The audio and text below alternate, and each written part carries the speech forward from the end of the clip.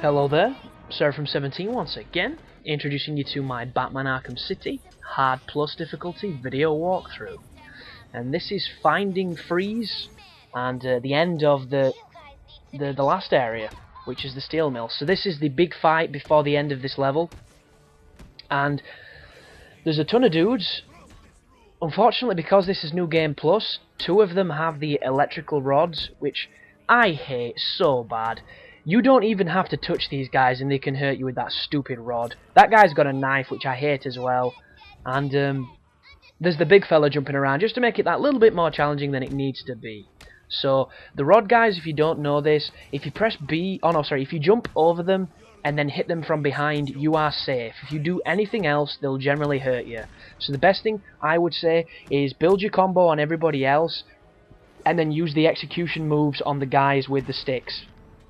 The one thing that really sucks, that sucks even harder on a fight coming up later on, is that the other enemies can pick up the shit off the floor that the other guys drop. So if somebody drops one of those stun batons, his buddy might pick it up and become the new asshole of the group.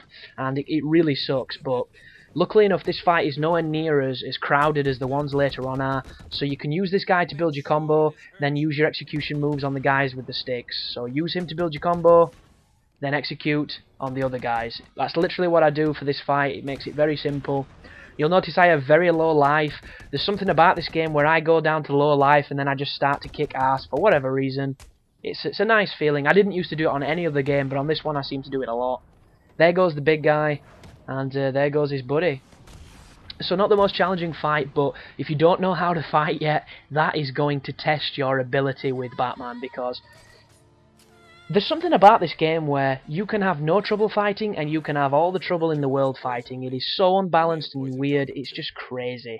And even me, even somebody that's played these games a hell of a lot, there are encounters that I know I've done flawlessly, got like a 60 plus combo and never got hit, and then I'll try it and I'll get my ass beat up a handful of times before I even get anywhere through it. And when I do get through it, I've got no life, I've got a real bad combo, and it just seems to, I don't know, you get screwed sometimes. But we are now finding Mr. Freeze, and we've got this lovely bit of heads-up display that's going to teach us where he is by following it so that it gets as cold as possible. If it's blue and it's got a tick, it means you're going in the right direction. If it turns red, you're going in the wrong direction. And I've got a real nice strategy coming up on how to skip a bunch of guards and get into the police station really fast, but I'll talk about that when we get there. So instead, I'll talk a little bit about YouTube, because there's been some developments on YouTube and on my channel that I've noticed.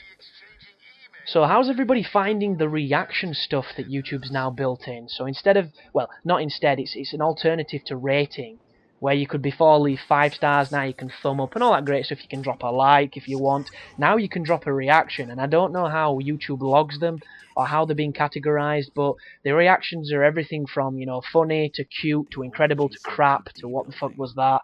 And I assume they're gonna do something useful, but I can't really tell, and I don't really know what they mean. So if you know much about YouTube and the inner workings, please feel free to drop some truth bombs.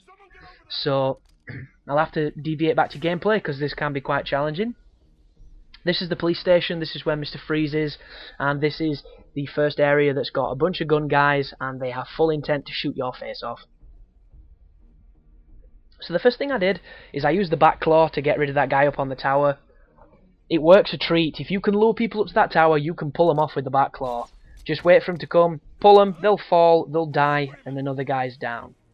And what I do here is I neutralise these 2 guys on the left's weapons so they can't shoot, then I glide down, take out the guy that's in front of where we need to go, execute him, open the doorway and carry on, ignoring the 2 guys that have broken guns. And it works a treat. So glide down and take this guy out.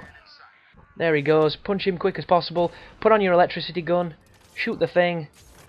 You watch this, I go to run and go under it, but I crouch and press A like an idiot, completely messing the buttons up. But under you go, into the door, and you are now in the police department.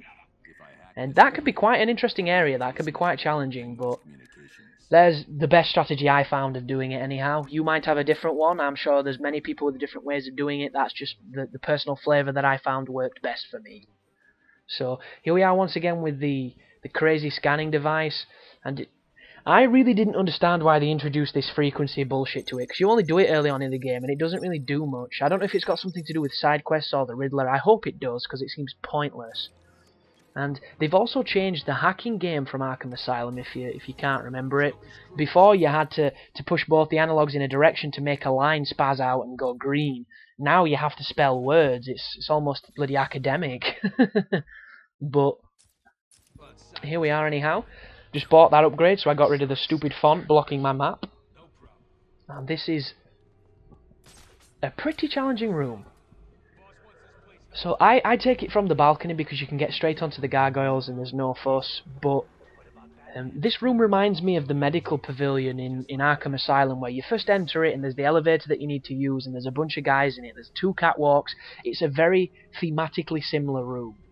And it's also a room that you want to get used to because you're going to be fighting Dr. Freeze in this room later on. And that fight is bullshit, but I'll talk about that later. So, here's the room. There's the wannabe gargoyles. I don't know what these are, because they're not gargoyles, obviously. There's some kind of air conditioner vents that are hanging out of the wall, or some ridiculous Geiger-inspired Art Deco penises or something. But when I put my detective vision on, it's telling me that there is somebody in this room that has a backpack that is jamming detective mode. And you will not see these guys until real later on when you play on your first playthrough. On New Game Plus, they turn up pretty early.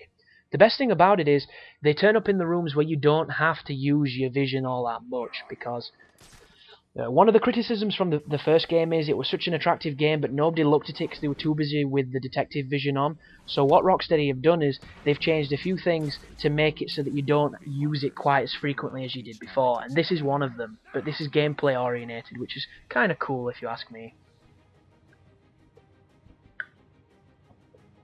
But the key to this is focusing on the guys that are furthest apart, taking them down, executing them, and getting back up into the sky as quickly as you can. You'll notice I'm always tilting the camera for when I come out of the animation so I can get away as quickly as possible. And there's nothing these guys can do because they're just running left and right. One of them's been separated, and I'm just capitalizing on the weak lamb, basically, like the angry wolf. And the inverted takedown is really powerful because it lures people to you. You can then cut the cord and then take somebody else down. It's ridiculous how useful it is on this game. And there we go. They're literally 2 yards from him, and I've just took him. I got no repercussions for it. I bounce away. Nobody's still noticed. And when I drop his body, it will get rid of the jammer, which is what I'm about to do. I always move away when I throw my batarangs, because sometimes it shows people where you are, because they do the Predator thing where he calculates the trajectory and knows where Arnie is when he's covered in mud. And never a good thing in Batman anyhow. But there's not many left now, so I neutralise a weapon. I didn't see that mine then. That guy surrenders every time because he tells you where Mr. Freeze is. But that's pretty much the section down, and everything's smooth sailing from here on, so I can talk about some more YouTube information. So basically, every so often on YouTube, it almost appears randomly when you're uploading. You become more of a privileged user for whatever reason. I don't know if it's got something to do with the traffic that you generate, the content that you put up, or if somebody's actually looked at it and thought, that guy deserves this, I'll press this. And me personally, I don't think it's the latter, because everything is done by computers these days. We rely on computers for everything, and humans just don't give a fuck. They're too busy, you know, masturbating and doing other things. So I do believe this is all, you know, automized through a machine. But the first thing you get generally is the ability to upload longer videos, and everybody gets this at a different time. I uploaded about 6 guides before I got it. I know a friend of mine that did 2 and he's got it. It all depends on YouTube really. And the thing after that for me has been monetization, which has just come up. And for anybody that doesn't know what that word means, it's basically to capitalize and make money on something, to monopolize something and get monetary gain from it. So for me, that would be adding a revenue service to my channel, which would play ads, and I would get paid for those ads. The only problem with it is, when I've been reading about some of the bindings and the copyright infringements and stuff, they mention a hell of a lot of things that I use in videos. So if I were to activate this account, would it automatically just scanning the videos that qualified, or would I have to you know, omit videos, because I don't want to get strikes on my channel because I've done something against YouTube's policy just by activating this new feature. Because right now, the amount of money that I would generate from something like this would be minuscule because I don't get the kind of views. But at the same time, who knows where I might be in 6 months? Maybe it's definitely something worth doing then. I'd always kind of focused on getting a partnership with some place like Machinima or some walkthrough site. I don't really know any on YouTube or on the net all that much, but if ever there were people hiring, I would in seconds give my talents and my time to them if they were willing to pay me for my efforts, because it's something I take immense pleasure in doing and it's something I'm looking forward to building.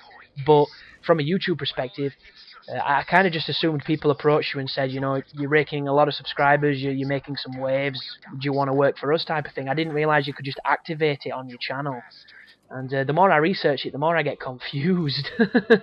So at the moment, I'm just going to ignore it. I'm going to try and keep building my subscriber count, keep on, you know, getting better and better content up on my channel, keep making the guides that people enjoy and people use, and hopefully it'll take off from there. But just a little update on where I am from that, which is kind of ironic that I put it in this Batman guide, seeing as how some people that watch the guides are people coming from outside sources that have no interest in the channel. But I like to think I'm informing people and keeping it a little bit diverse, especially when I'm flying around Arkham City, because you're going to see me do this a lot. There is a lot of traversal in this game, and I don't know how enjoyable it's going to be to watch, but it's a shit ton enjoyable to do. I'll say that much. But as soon as you land outside here, you're going to get into a fight, and it's not a difficult fight, it's just a crowded environment, and sometimes they can be the worst ones. So just watch all your enemies for when they come in, and make sure you use your camera as actively as you can to keep everybody in view. And just do your Batman thing. And be careful with that execution right there. You are not invulnerable when you're in it for some reason, but you can cancel it with a counter. So if you ever see somebody going to punch you, keep bashing Y, you'll counter them and you'll not take any damage. If you don't bash Y, you'll take a punch, because you will never finish that animation before they punch you. It just seems to be doomed. Really doomed. But keep on moving towards your waypoint. Something you're not going to be seeing for much longer on this guide, because pretty halfway through I get to the point where I've got nothing left to upgrade but the things I said I wouldn't upgrade. And wow, do not do what I just did. The randomly spaced around Arkham City are people with weapons, and you'll notice they take some serious damage off. You want to avoid them, especially early on. But if you fly down here, you can take out these bunch of goons on the front of this area, and you can get into the next section of the game, which is where Penguin is and where Mr. Freeze is. And I do believe it's a museum, but it wouldn't be Batman if we didn't kick some people's ass before we went inside. So, you know, do what you can. Try not to fuck up your combo like I pretty much do all the time, because I am by no means a good player of the Batman games. I'm just decent at action games, and sometimes I have good runs. But there you go. Ignore the ringing telephone. That's completely for a side quest, nothing to do with the main goal. And all you have to do now is hack the door. So, quick gist of this: you push both analogs in random directions. As soon as you make it do that, it should spell a word. If it doesn't spell a word, you need to move the parts to make sure it does. And the job's done. So thanks for watching, guys, and you take care now.